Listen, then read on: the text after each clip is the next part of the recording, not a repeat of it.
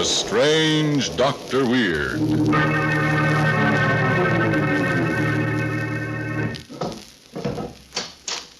Good evening. Come in, won't you? What's the matter? You seem pale tonight. Perhaps you're working too hard. Suppose I tell you a story I've just heard that might relax you. It's about a killer who prided himself on being too clever to be caught, and what happened when he met another murderer who was equally clever. I call the story When Killers Meet.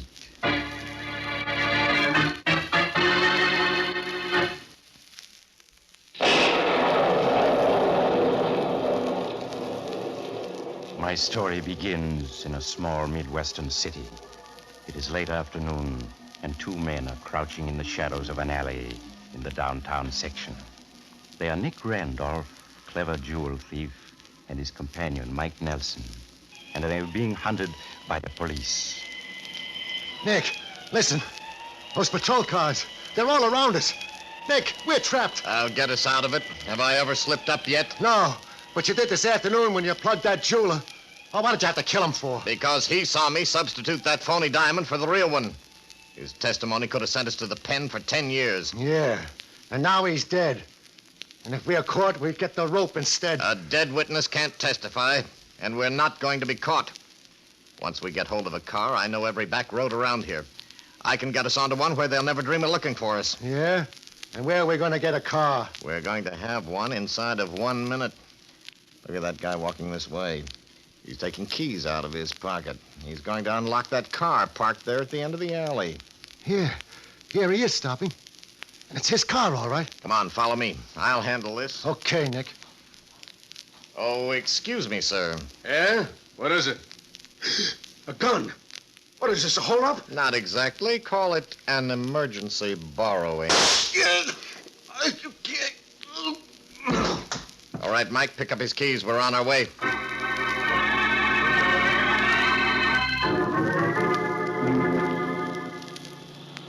Well, Mike, you getting your confidence in me back yet? All right, Nick, I admit it. You got what it takes. I've never been caught, never been jailed, Mike. Why? Because I'm too clever. No witness has ever testified against me. I've never left a possible witness alive. See? Yeah, I see, Nick. What's the next move? This road will take us out of the state in another hour. We have to go through a couple of villages, but nobody will stop us. They're not looking for us here. Besides, it'll be dark in 20 minutes. Suppose you turn on the radio. There might be some news. Okay. Just time for the news, too. Time for the invasion. And now, please, attention, everyone. Attention, everyone. Be on the lookout for two men fleeing the state in a stolen black sedan. These two men are wanted for the hold-up murder of John A. Smith in Central City this afternoon. Nick, they know about the car. Please take down this license number, K370154. K370154. That is the license number of the stolen car in which the killers are And they fleeing. got the license number, too, Nick. Shut up, Mike. The owner, now in City Hospital, near death from a bullet wound, reports that the left headlight of the stolen car is burned out. So if you see a black sedan with only one headlight, report it at once to the nearest authorities. And now, back to the new... Blast the luck. I should have fed him more slugs. Then he wouldn't have done any talking. That's bad. What are we going to do now, Nick? Well, first, let's make sure about that headlight. I'll turn it on and... Yeah, the left one is burned out. Well, that means we've got to get another car or they'll nab us sure. Oh, how are we going to get another buggy way out here in the country? I'll tell you how. Look, up there on top of that hill ahead of us. Huh? A bungalow with lights in the window. Yeah, and a car parked in the yard. That's the car we're going to get, and nobody's going to know we have it because we're going to make dead sure there isn't a living soul left in that bungalow to tell about it.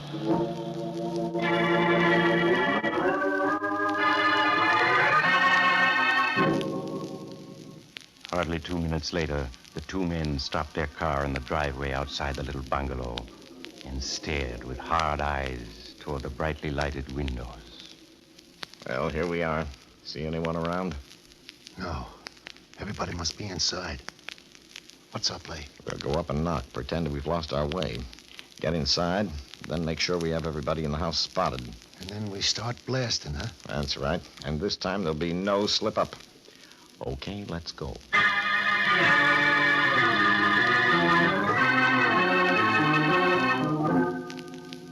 Nick and Mike strode up the gravel path and knocked on the door of the bungalow. A little man, whose face was twisted by horror and remorse, opened it for them and then startled them by crying out. Sheriff, you're here.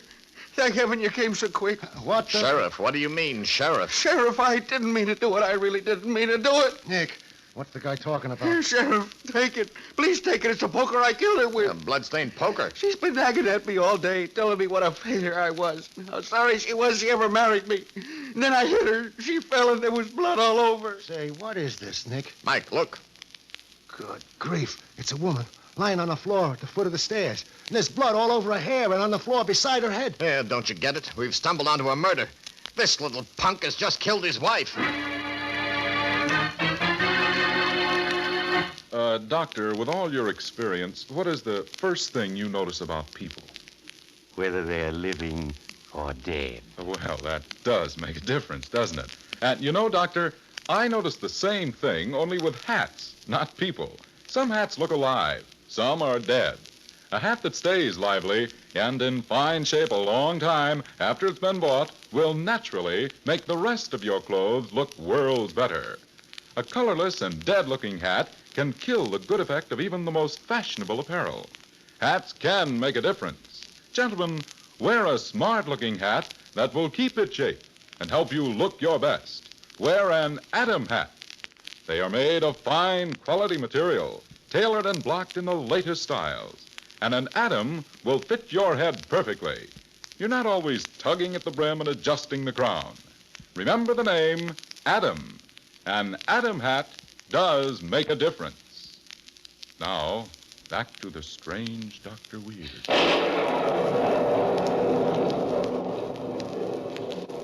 And now I'll continue my story, When Killers Meet.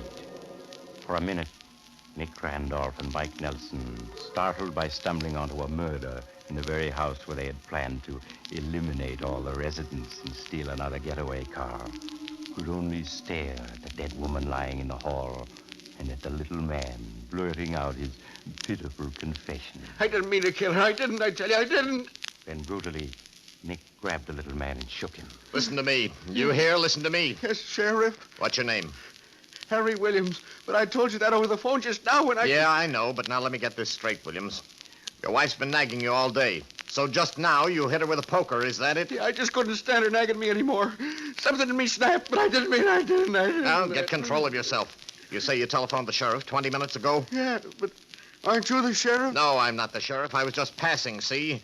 The sheriff will be here in a minute. Now, you sit down and wait for him. Wait for him? Yes, I'll stop in town to make sure that he's coming. Now, you go back in and sit down. Go back and sit down? Yes, that's right. All right, if you say so. Nick, what is this? Don't you understand? This guy's a murderer. The sheriff and his deputies will be here any second. We've got to get away from this place, but fast.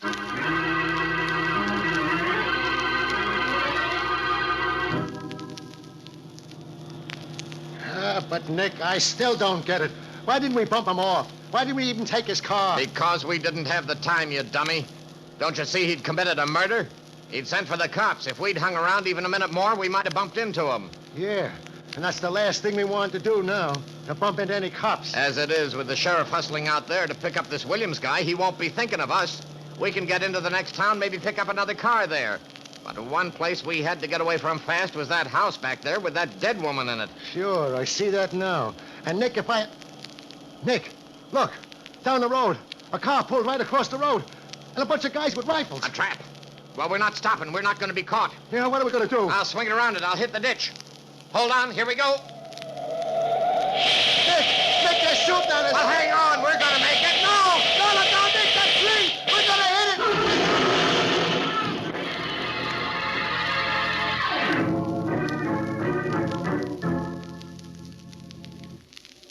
A few minutes later, the local sheriff was interviewing little Harry Williams, whose murder of his wife had thrown such a monkey wrench into Nick Randolph's plans. Now, Mr. Williams, I'd like to get this whole story straight, if you don't mind. Well, you see, Sheriff, I was sitting here in the living room with Nancy, that's my wife, listening to the radio, when the broadcast came on warning everybody to watch for the two men in the sedan with one burned-out headlight. Yeah? And that instant, I happened to look out the window there. Way down the road, I saw the single headlight of a car blink on for a moment. I get you. Go on, Mr. Williams. Well, I realized it must be the two killers in that car, and I knew they might decide to stop and take my car. Now, if they did, I was sure they killed both Nancy and myself, so we couldn't warn anybody. Right. Why they didn't do it, I still don't know. Well, you see, Sheriff, it's like this. Nancy is recovering from a broken leg, so we couldn't run out of the house and hide. Yeah? Yet, if we stayed here, the two killers might murder us. I had to think fast because it was a very tight spot. I'll say it was. So I quickly carried Nancy out and put her down on the hall floor. I told her to play dead. Then I emptied a bottle of ketchup on the floor in her hair to look like blood. Yeah. Now, when those two killers knocked on the door half a minute later, I opened it and pretended to be a man who had just killed his wife in a sudden rage. Holy smoke. Yeah, I told them I just murdered Nancy and phoned you to come at once. They thought Nancy was really dead and that you and your men were actually on the way. So they turned right around and got away from here just as fast as they could. Well, I'll be darned. You see, I figured to myself, that when a killer is trying to escape, the one individual he most wants to avoid is another murderer whom the police are closing in on. Yeah? And they were so anxious to give me a wide berth that they never even touched me. As soon as they left, I phoned you. You set the trap for them. Yeah, well, I guess everything worked out pretty well. Why, it worked out perfect. Say, Williams, with an imagination like yours, you ought to be a detective story writer. Well, to tell you the truth, Sheriff, that's just what I am.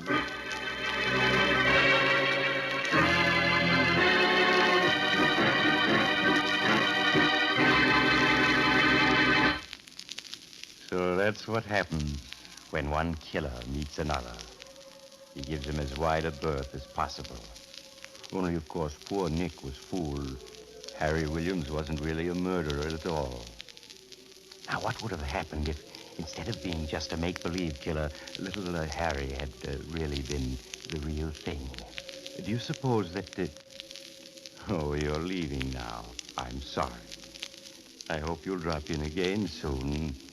Just look for the house on the other side of the cemetery. The house of Dr. Weird.